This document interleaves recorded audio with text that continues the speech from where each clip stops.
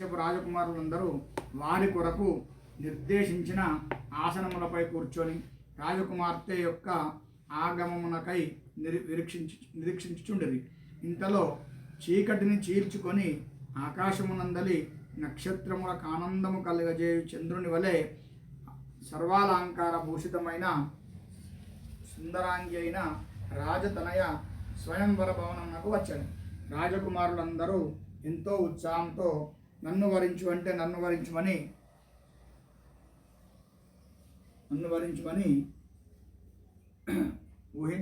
ఊహింపసాగిరి.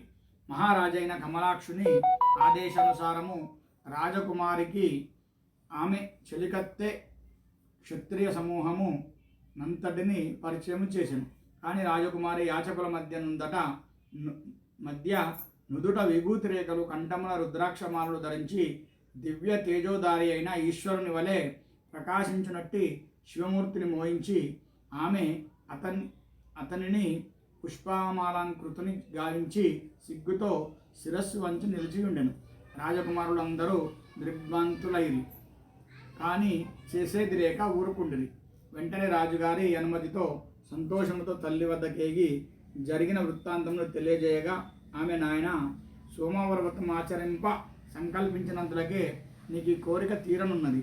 ఇంకా వ్రత సమాప్తి అయ్యేసరికి తప్పక ఈశ్వరుని గ్రామం కలుగునని ఆశీర్వదించెను.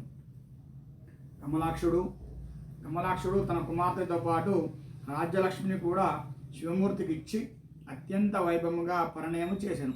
పిమ్మట శివమూర్తి తన కష్టములు తీర్చి సమస్త సంపదలను సంగిన సోమవార వ్రతము భవనమును వీడి తన గృహమునందే చేయ మొదలెడెను.